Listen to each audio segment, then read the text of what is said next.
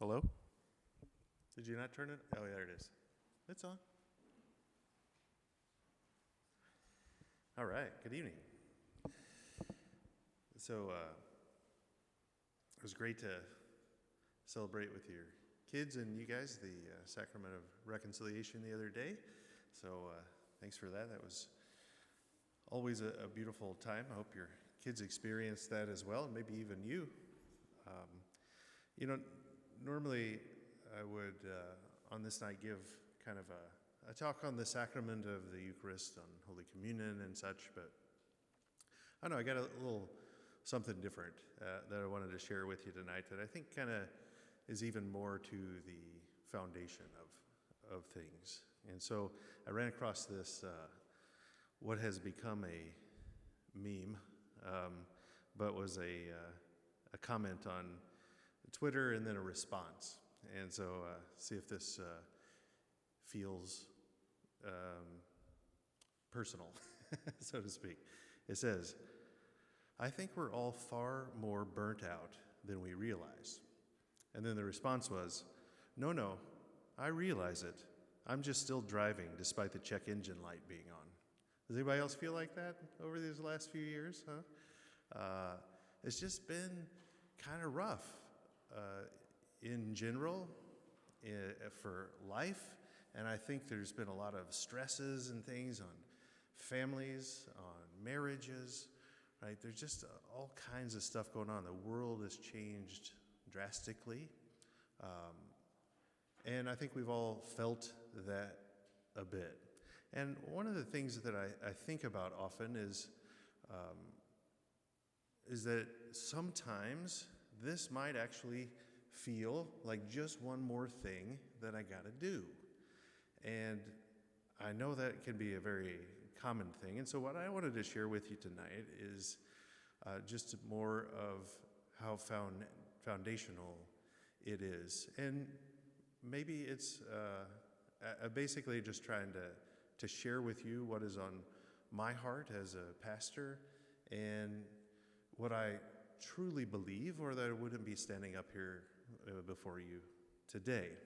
And so I'm thinking, what's been coming to mind is like, if you've got like some of that feeling, right, of just the heaviness of the time that we live in, maybe it's been rough at work, or maybe finding work has been rough, maybe it's been rough at home and the marriage is struggling, or the family life is struggling, and you got all these other things that are going on in your life, and then like church just feels like an add-on that I don't have time for. And so what I want to present to you today is, because I know that happens. I mean, I've lived it in my own life. And so what I want to share with you is kind of what it's really about, right? So if we want stronger marriages, we want stronger, deeper families, we want to know like the real purpose that in life, instead of just like trying to make it through the day. Because I know even as a priest, there are days, and there were days at the beginning of COVID and stuff when everything was changing rapidly, where I literally felt like I was just trying to make it through the day. And I got to praying with that. And I just really felt the Lord saying, that's not really how I want you to live no matter what's going on in the world. So I had to dig deep with him of like, how do I live this craziness and unexpected things and this world that I live in purposefully, right? And intently with him. And so that's a process. And I'm going to say, the things that I'm going to say tonight, I just want you to know, like, if you're convicted and drawn to that, that'll be a process as well. But here's my conviction, is that if we want those things, if we want things to be different, to be better in our life, then I'm convinced that we got to put the Lord first, right? And that sounds really tough because we got all these other things going on in our life. But I'm convinced that when he gets in the center, right, just as he's asked us to do, like when we fight to do that in the ways that we have to in our life, that things get better. Marriages get stronger, families get better, more organized. And the things that are really distracting us and taking our time and causing a lot of turmoil in our life, maybe even get pushed to the side, right? Or get pushed out of our life because they don't need to be there. I remember just in my own life, like whenever and I'm gonna guess that most of you think when I talk about those times of like going to adoration, for instance, or discerning to become a priest, that you think of it as more along the lines of like, oh yeah, he was just a pious boy and he ended up, praying or going to adoration. It's no, I don't think you understand like where I was when I started that. So I was just thinking about the timeline today because I don't often think about it. But in, let's say, June or July of a year, I think it was like 2005, that I was pretty adamant against my faith. Like I was fighting against it. And so I would, bring up all these things with my mother, and my mom would be like, hey, why don't you go talk to the priest? I'm like, I'm not going to go talk to the priest, right? And so this is the summer, right? Go a few months ahead, and there's this talk that I go to, right? And so I go to this talk, and there was something there that was convicting, but at the same time, the pastor was saying, hey, we've got adoration starting up. I had no idea, to be honest with you, what that was. And he said, we could use people to sign up for an hour a week. And so I did. But mind you, I haven't been in confession in 15 years. I've been living a very worldly life, lots of sin, right? And I did it. Because oftentimes I think we think to ourselves, I got to get all my life in order before I can get God in here, right? I mean, does anybody ever think about that? That's actually a heresy. It's called Pelagianism, where we try to work to earn God's love when we don't have to. What I did is I took a step, right? I took one step of faith, and I said, okay, I'll go to this hour thing a week. And I did. And here's the series of events that happened. By December, the Lord tricked me into going to confession, right? And that was through a young lady that I met online that invited me to a young adult group that I then was a parish penance service that night, right? I had no idea that's what was going to happen. But the Lord has his ways of working. And so I go to confession in December, right? So we're talking 6 months there from a knucklehead to go into confession. Within 2 months, I thought, I'm going to go to daily mass during Lent. I'm going to give up television. Television was my life, by the way, then. And so I just started reading, I started studying, I started praying every day. I was doing an hour of adoration every day. And by that summer, I was discerning the priesthood, right? It was just a little step where I said yes to an hour a week to pray, right? And at that time, I started also going to Sunday Mass. Right? Those were the 2 steps that then he started to take care of things. He moved a lot of stuff out of my life that shouldn't be there, right? Because it was not good for me. It wasn't bringing me any joy or satisfaction. And so he moved those things out of my life, and they just kind of fell to the wayside.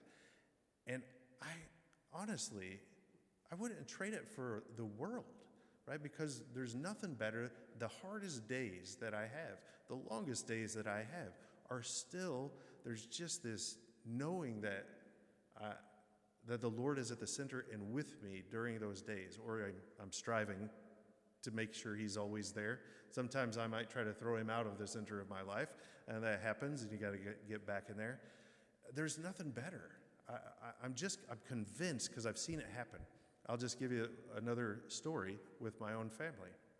So my parents come to me probably a year after I've been a priest. And they were going through some really terrible stuff in their marriage. And I honestly didn't think they were going to make it.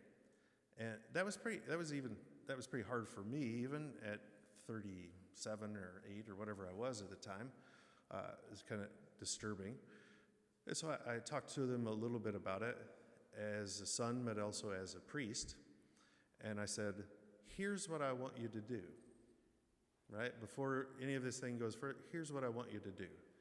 And I said, they were already going to Mass, and so occasionally confession. But I said, you got to pray together. And I want you to start praying together every night, right? And I want you to go to this. There's a thing for troubled marriages, a weekend retreat called Retrouvaille. I said, I want you to go to this. And there's always one that doesn't want to go. And I said, I don't care whether you want to go or not. You're going to go for me. And they did. They ended up, a couple years later, running those retreats. I have never seen their marriage better in my entire life as it is this day. And it looked like it was done, right? The Lord is so powerful when we bring him into the center of everything, right? He doesn't want to just be part of our week on Sunday. He wants all of our life. He wants to be part of your marriage, part of your family. He wants to be the center of it, and he makes a huge difference. I mean, I never thought I would see where my father is today then. Not at all. Like, they pray the rosary together every night. Even when I'm home visiting, right? We get out the rosary at 8 o'clock and we pray it together. And it's this thing that I never thought I would see. But it's what you can do when you take that step with the Lord. Because I'm convinced that if we try and strive to put him at the center of our life, and here's the simple version of the center of our lives, to begin to Sunday Mass, right? Got to be the thing where we come and bring our week. And this is the beauty of Mass. We often don't know what Mass is for. Sometimes we've been told, or we think, maybe just implicitly think, because everything else in our life is a kind of a performance or entertainment. The Mass is not to entertain, which is good because it doesn't. And right, and it's not really about how good the homily is or how good the music is, although those things are very helpful.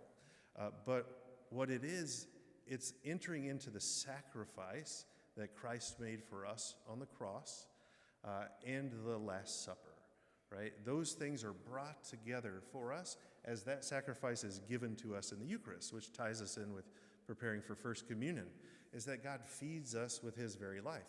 And who is God? The scriptures tell us God is love. So for us to grow in love is to be here. Now, when you come to Mass, you get to bring all the stuff with you. At the what's called the offertory, where we used to bring up the bread and wine, we don't do that anymore, but there's still the offertory, and it's still where we offer ourselves, right? So we offer all the struggles and difficulties of the week. We offer all the blessings and the good things. We offer all of our desires and our wants and our intentions, right? And we place them too on the altar with the Lord. And I'm telling you, if you come week after week, it begins to transform those things in your own life. The other place you're going to find a lot of help is confession, which we had last weekend, right? Because what's confession all about? Whenever I go to confession, I can bring all of my junk, all of my failings and failures to the Lord. And as long as I'm sorry and I desire to strive to be better and not to do it again, like, we receive complete forgiveness and mercy in this. And what we learn through that is we become actually a lot more compassionate in our relationship with others. Because when we begin to learn how much we've been forgiven, and that's one of the things that's the Lord has impressed upon my heart as one who was forgiven of much, right? That I'm able to forgive others because I realize, and all of you know, like, being married, like, there's a need for being forgiving a lot, isn't there? Right? We're always in the need of forgiving one another. And I saw this happen in my own parents' life, and it's become a monthly practice for them to go to confession. And they become much more compassionate and loving and forgiving, and there was a lot of stuff that needed to be forgiven, a lot of healing that needed to happen, and that happens through the Lord, right? And then that prayer, that spending time with the Lord. So we are happy to help you do that. I have a booklet, and I will get those, and I will put them out to where if you want one of those little booklets on how to pray, take it with you when you leave. And pray together. So pray individually, spend a little bit of time with the Lord, talking to him. Pray together as a couple or a family, even better. And it doesn't have to be a lot. Start small. Do an Our Father and a Hail Mary, right? Just those type of things. And it can grow from there to where you can actually be able at times to share what was going on in your heart today. What was a struggle, right? There's I know oftentimes that when I say this, like I remember telling my parents, like, you got to pray together. What, you mean you've been married 40 years? You don't pray together? And they're like, no, it's too intimate. I was like, what? Too intimate? But I understand what they're saying, right? Because there's physical intimacy. That's, fairly normal and easy for folks sometimes. But there's this spiritual intimacy, right? And that's a little frightening. It's a really like bearing my soul. And why are we so afraid of it? Because we're afraid we'll be rejected. That's what I've come to in my own prayer. And sometimes even with the Lord, we're afraid that if we bare our soul and all the many times what we think are the ugly parts of it, that he's going to reject me if he really knew me. Well, let me tell you something. He already really knows you, and he wants you to tell him about it because he wants to heal it. He doesn't want you to have to carry it around all the time. This is the power of prayer. So I think sometimes when we hear prayer, we think of like, I'm gonna say some prayers. Maybe that's where it starts. I say prayers. But what it's really about is a relationship with the Lord. It's just like your relationships with one another, right? Let's say if, prayer is a relationship with God, so it's a conversation with him. So sometimes I think of this, I saw this little video somebody put together about prayer, and it was basically Jesus was sitting at the coffee shop, and somebody came up and sat down with him and going to have some coffee. And the person sat down, and then they just unloaded on Jesus. And then when they finished, they just got up and walked off. And Jesus like, what? Let me speak to you, right? That's how sometimes we think prayer is. Let me just fire off some stuff to the Lord. And it's oftentimes because we don't really have a great image of who God is, like of his goodness, of his love. And he does speak in silence. And so it takes some of the moments after I've spoken to him to let him speak to my heart. And he doesn't necessarily speak in words, but it is in this moments of peace that maybe we grasp, this experience, this moment of like, now I'm going to do this thing tomorrow, or I'm going to move in this direction with this situation in our life. They're just these little things that he begins to move us. And we get better at it as we go along. I've been praying an hour a day for about 16 years now, all right? And I still don't think I'm very good at it. So you're never going to think, I've reached it. I think the Lord keeps us from experiencing something like that because he just wants us to be there with him, to show up. And I'm not asking you to pray for an hour a day.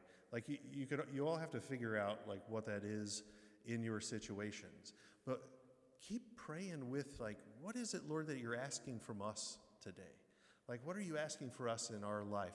Because, and just tell him, we desire to put you first. We just don't even know where to start, right? Now we know like Sunday Mass, some prayer each day, and monthly confession will be the foundations of what it looks like to put you first. But you're going to have to show us and help us to let go of things maybe that don't need to be there, because that's the difficult part. And you're probably going to fail multiple times on the way to trying to do this, and that's very normal. The key is not to quit, right? That's normally what happens in the spiritual journey. There's like, first of all, we'll say, well, this isn't working. Well, let me just guarantee you, it does work. The Lord is working. That's just little doubts and things that will pop up. And the other thing will be is like, well, I'm just no good at this. I keep failing. So what? We all do. It's never, quitting is never an option, all right? It's getting back up and starting again. Saint Jose Maria Escriva, he had this great, he has tons of great little sayings, but one of them was that every, oh darn, I get them confused in my head. Well, one of them is every sinner has a past and every saint has a future, right? No, every saint had a past and every sinner has a future, right? So we could always think of ourselves like, well, there's no hope for me. Now, every one of the saints, they didn't come out saints, right? They weren't little baby saints running around. They all went through different stages in their spiritual journey. St. Augustine, man, he ran from God for 36 years. Ran from him, lived a very worldly life, all kinds of things, right? They're just all different because we're all different. But I'm telling you, the Lord wants that for you. And he wants to be able to start taking away those things that are just causing so much anxiety. And it's not like every day is going to be easy, but it's going to be better because the Lord is in it with us. And we know that he is because we've invited him to be at the center of that. And there are going to be many times whenever we'll notice that the Lord gets out of that center, and we'll notice that things start to become a little more discombobulated and disordered in our life.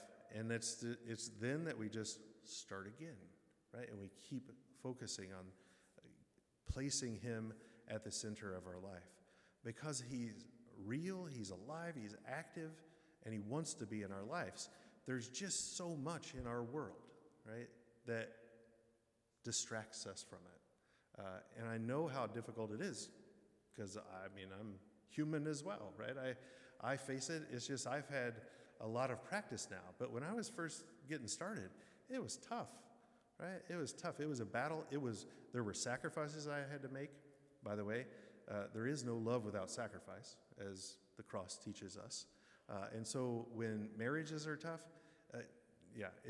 there's those places where we'll have to sacrifice. We have to forgive. But we both have to do that, right? It needs to be on both ends of everything. But we can do that much better with Christ in the midst of that. Because left to ourselves, we really are not very good at forgiving. I don't know about you, but I'd much rather be mad at somebody because I feel good about being mad about them, right? Anybody else have that happen? Okay. No, just me. All right. Yeah, you all know. You get that sometimes. You're like, and so in those moments especially is when I go to the Lord. I'm like, okay, Lord, I don't really want to forgive this thing, but I know I have to. So you're going to have to help me. And little by little, through those prayers, he does, right? So if you're going through something right now in your relationship, in work, or whatever it is, right, invite him into your life to help you.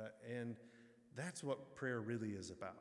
Talking to him about the things that are going on in your life, and then giving him some silence to speak to you. Whether that's 2 minutes or 5 minutes, whatever you got. I know everybody's different. Depends on how many kids you got running around yelling and everything else, right? Maybe you tag team it a bit, so mom gets some prayer time in the morning, and dad takes care of them, and then dad gets some prayer time. Whatever it is, it can work, and it will be worth it. But there will be little sacrifices, little struggles along the way that you'll have to make. You'll have to make a decision. It's kind of like, it's very similar to working out, right? and which is a good one for me because I hate working out. All right, I want to like it, but I hate it a lot.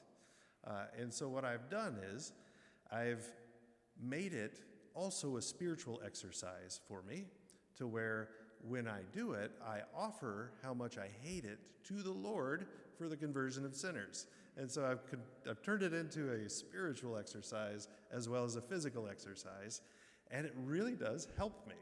And so maybe think about it in terms of those things that you find easy to do, and use that as a guide to how I might make my spiritual exercises. That's why St. Ignatius called him that. St. Ignatius was a warrior, lived a very worldly life as well, had a massive conversion.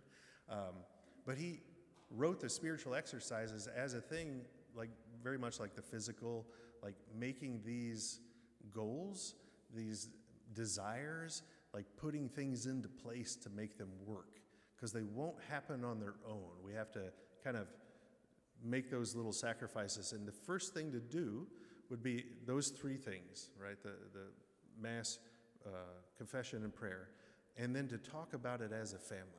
Get together and pray about it as like, what can we do? Especially when we got Lent coming up. So maybe over these next few weeks, pray together and talk about that as you're doing some of these lessons and things of like, what's that look like for us? And draw up a plan and then start putting it into action. And then when you fail, don't worry, get back up, start again, and keep putting it into action. And before long, we'll create that good habit and we'll start to notice something in our life. And I promise you, if you do this, you will start to notice this as well, is that some things get taken out of it. It becomes more peaceful, even if still busy. I don't know how to explain it, but there's a deeper spiritual grounding that really helps us. And it also brings us deeper into conversion, which is an ongoing process that the Lord calls us to. And I honestly, I don't share this in any way as a judgment or I don't care about any of that stuff. All I want to do is I know who I was before I took a step with the Lord and who He is drawing me on the path to be, and I want others to be able to experience it.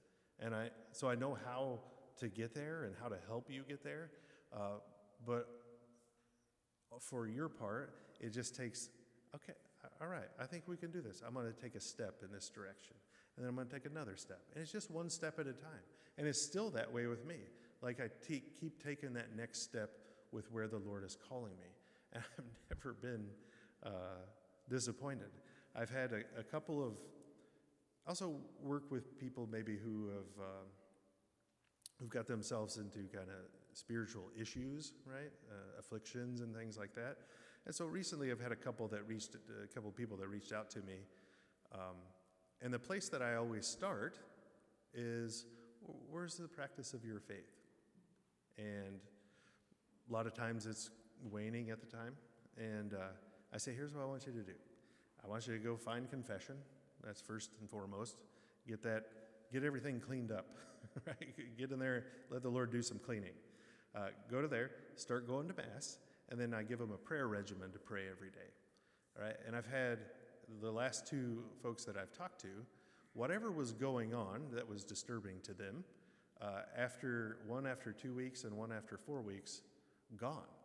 And the person's like, and I'm so amazed that like I experience God's presence and His love. Like my faith feels much stronger and stuff. And of course, they're super surprised. I'm not, because I watch it work over and over and over again. Because why? Because that's what God made us for, right? That's what St. Augustine said after all of his running from the Lord and finally his conversion. And then he has this beautiful line that he wrote that just said, Lord, you have made us for yourself, and our hearts are restless until they rest in thee. And I remember the first time I read that, I thought, yeah, that's so true. I mean, when the times that I was running from thing to thing in the very worldly life, like I was so restless. It always felt like I got to get to this next thing, or I got to be the best at this, or I got to do this or that, and never ask the Lord, what do you want from me?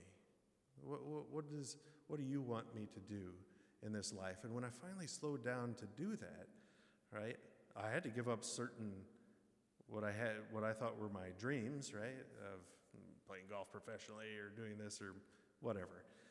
One of the things I always wanted to do was make enough money to like travel around the world and stuff. And so I gave up that idea, and then the Lord sent me to study in Rome for 5 years. And so I traveled all around Europe for like 20 euro a flight, you know. It's like, you're just not going to outdo Him. Whatever the deepest desires of your heart, that's the ones he wants to respond to. And some of them, when he'll show you, they won't even be your deep desires anymore. They just kind of get put away, and you're like, I can play golf, but it's not a big deal anymore. It doesn't consume my life anymore because he does. And that's the thing that I suppose I'm trying to convince you of, is that it's worth it. It's worth it to take that step wherever you are. It doesn't matter where you are. If it's just been like barely something in my life, or I'm doing it because my parents had done it or grandparents wanted it, whatever it is, it doesn't matter. The Lord has you here tonight in this program, in this moment, and he's inviting you to take a next step in faith with him, to see what he wants to do in your life, in your marriage, in your family, and it begins to transform all kinds of aspects of it. And I'm convinced that if you take me up and you take that step with the Lord, that he's going to do the same. He always shows up. He always shows up, and it's unbelievable to me. And it'll be the best thing that you can do for your children. I'm convinced. Here's the thing. When I was growing up, we went to Mass every Sunday, right? I went to RE and all that stuff. I think they called it CCD when I was in it. And we would go to Mass, like, whenever we went on vacation, like, Mom would know where we're going to Mass, much to my annoyance as a kid. However, I'm very thankful to her now, looking back on that. And my dad, even now at this point, because of where he is now, wished he would have done more at that time. And he's written letters to my other brothers who are not really practicing, to tell them, like, I wish I would have known what I know now. I think that's the experience of most people. And what I wanted to do is not deprive you of sharing what I know now, so that whether you take me up on it or not, I mean, that's up to you. But it's something that is so transformative that even when I was away, because of that foundation, like, I knew where to go whenever things started getting out of place. If you don't have that foundation, like, you don't even know where to go out there. I just think there are a lot of people don't know what to do with their life as they find it right now. And maybe that is something we experience or feel sometimes. What I'm telling you is that it's here, right? Come to the Lord, bring it to him. Especially if you ever get a chance to just pop by into that adoration chapel and sit with the Lord, you really don't have to do anything. Just sit there with him. And if you want to talk to him, and then give him a little silence. And he'll begin to speak deeply to those places in your heart. It takes a little time. I remember the first couple of times I went to adoration not having any idea what I was doing. And I watched somebody else walk in so I could see what you do. And so I was like, oh, okay, they get down on their knees and they bow. And okay, then they sit in the chair. I can do that. And so then I do that, and I do a little bit of reading, and I really just didn't know what I was doing. And I'm telling you, looking back on it, the Lord just did all kinds of work. He doesn't want you to have to do everything. He just wants you to come to him. And then he starts to do it. He will do a lot of the work. It will be difficult at times. It will be some sacrifice. It will take some definite kind of determination, much like all of those things that it takes me to work out, all right? It'll take maybe for you to get into that spiritual muscle working again. And it may be, and at first, right, maybe you'll experience it quickly, maybe you won't. Maybe it will take some time before you start to experience the Lord really working. But I know that if you do it, and maybe it's something you take up for Lent and give it a try. Like, if you really do it and enter in with an open heart to what the Lord wants to do in your life, he will show up and he'll do all kinds of things that you never thought possible. It may transform your own heart, transform your relationships with others. It's unbelievable what he can do. And that's really just the kind of thing I wanted to share with you tonight. Is you'll get some of the stuff on the Eucharist as you go through. We'll talk about the Eucharist in homilies during First Communions and things like.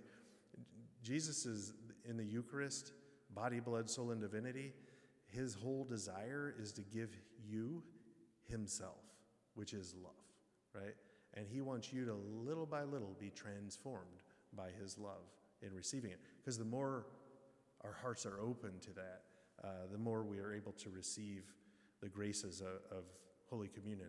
I started going to daily Mass in that Lent that I told you about, and I never stopped.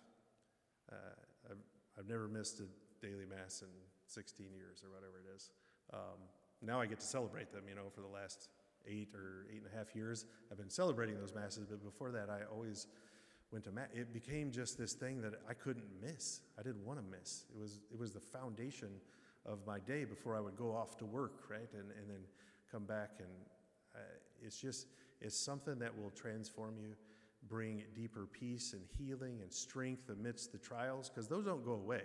Life doesn't necessarily get easier on all realms, but you now know that you have someone who's walking with you through it, and that someone is God, and he's going to be transforming you through all those little difficulties and sufferings. So that's my prayer for you. That's my encouragement, my challenge to you, to really take that next step with the Lord in what he's asking you in your life. And I promise you that it will bear great fruit, because wherever the Lord shows up, things happen, changes happen, and we're transformed by his love.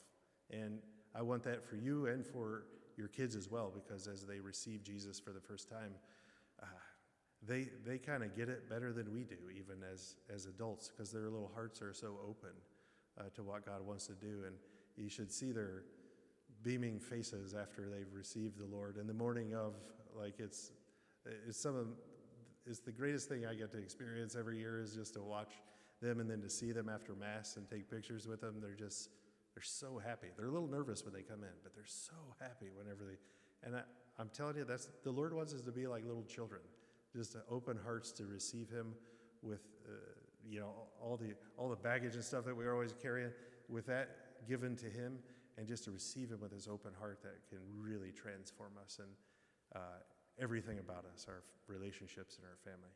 But that's my prayer for you. God bless you.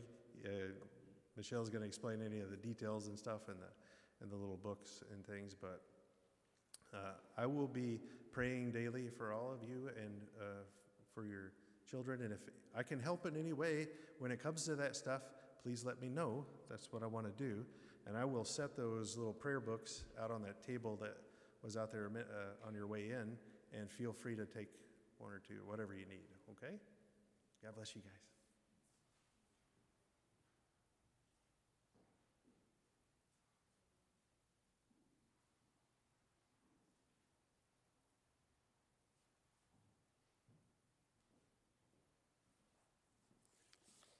All right, so I'm going to go through the packet. But before I begin, as Father was talking, and all the things he suggested and mentioned, I just thought, yeah. Because, and just in case you're thinking, okay, that's nice, Father, but you're a priest, you're a single guy, your parents, you helped them, great, but their kids were gone. I'm going to tell you from a mom's perspective, with 3 children who played every sport that there is to play, and we had the life of divide and conquer. You go take Reed to baseball, and I got Claire going to soccer, and that was our life. And right at the time that our daughter was going to celebrate her First Communion, we were a mess. We were so busy being good parents, getting everybody where they needed to go, making sure they had, their sandwiches cut in little shapes, and doing all these things that we thought we were being good parents, that we missed a lot. And we were a mess. And we were at that point where our marriage was really in trouble. And we were trying to decide what to do. And after a lot of talking to people and praying and trying to figure out what this was all about, like, we need to do this part right, because we're doing the church part kind of half-assed. And so it was when we got these things for our daughter that we then started making this a priority, and we pulled our kids out of everything. And we stopped going to basketball, and other parents thought we were crazy. We didn't tell them why. We just said, we just need a break. And we made our family a priority. And it was hard. We need to go to Mass every week, not just once a month, not just when the kids are going to say something or do something.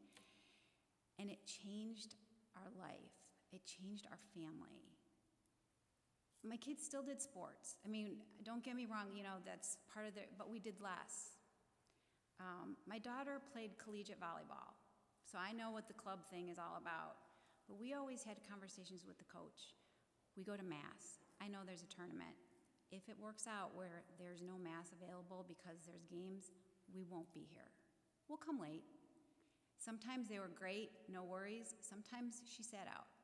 She hated me for it, to be honest. At times. She's thanked me since, many years later. So it's not easy. As he said, it's not easy. It was really hard. But I have an awesome husband, and we have a great marriage, and we have a very close family now. And it's not because of Scouts, Student Council, volleyball, Irish dancing, fall ball, baseball, basketball, or soccer. We did all those things, and we got rid of a lot. We're a close family because we go to Mass every week, because we started praying together as a family. It was very awkward. And to be honest, didn't know how to do it. We had to use cheat sheets and stuff. But it made an amazing difference.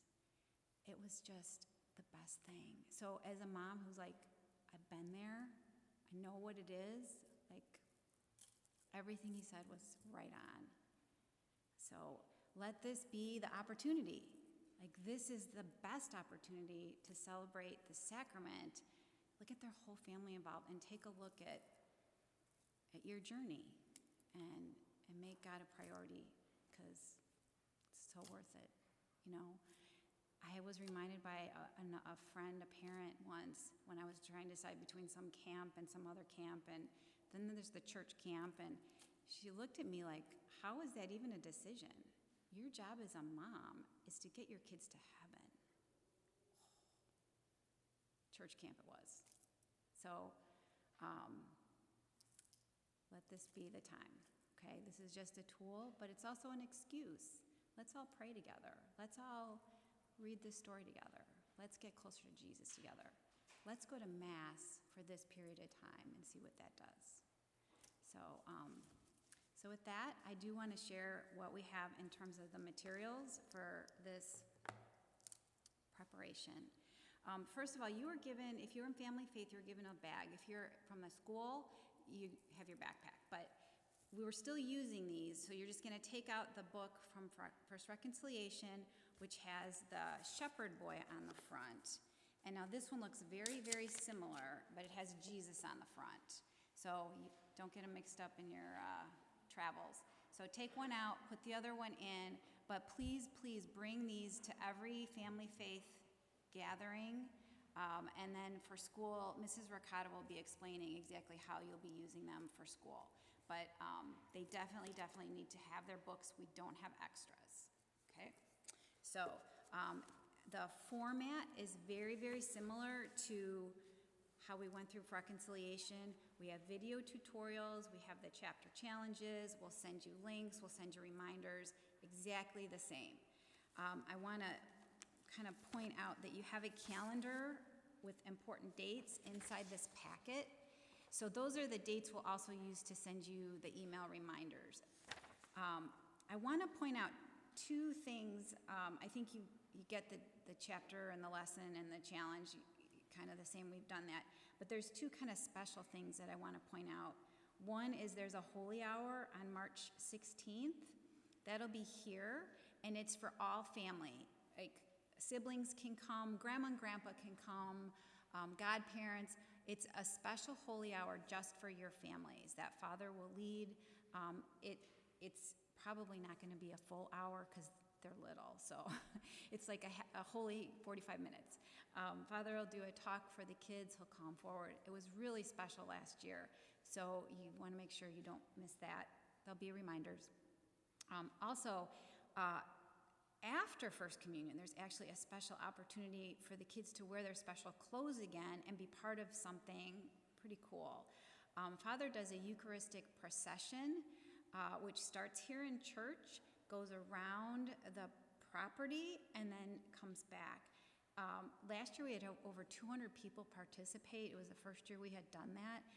This year we'd like for our communicants actually to follow right behind Father in their communion attire. We have a professional photographer coming to take pictures of them as they go through.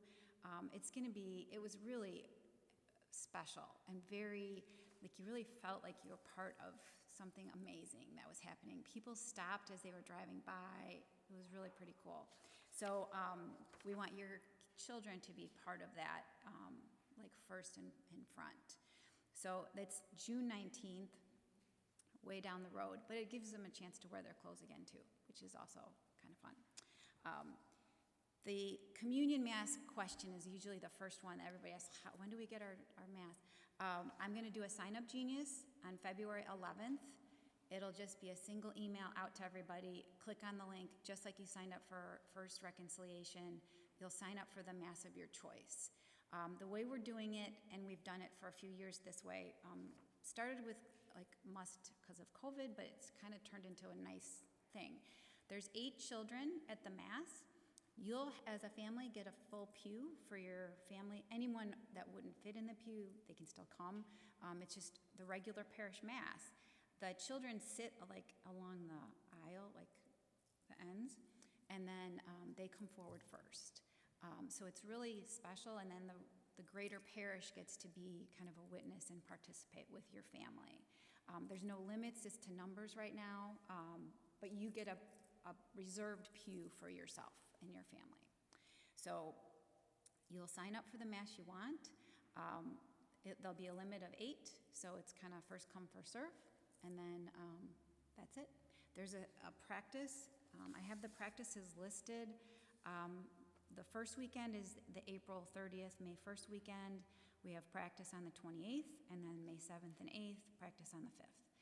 We practice with an unconsecrated host, how to hold your hands, how to come forward, how to reverently receive, and we let the kids go through, a dozen times if they want. We want them to not have any question or hesitation or be nervous about it at all, and we answer questions all at that practice right before they come to receive. So that's kind of the general thing. There's a few other little things in your packet. Hemingway, we still want to be part of the fun. And so we've included, because it is cold, a little hat and scarf for Hemingway to help him with this next part of the journey with the kids. So that's what's in the little baggie. We explain that. So if Hemingway is having fun with your kiddos, I hope so. He's got a little extra treat in the bag for this next journey with First Communion. So last thing that's in here is the Van Gogh.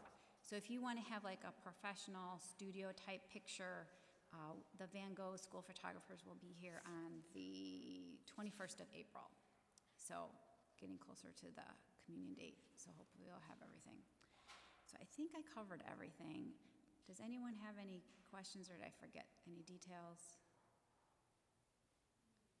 Any questions? No? Okay.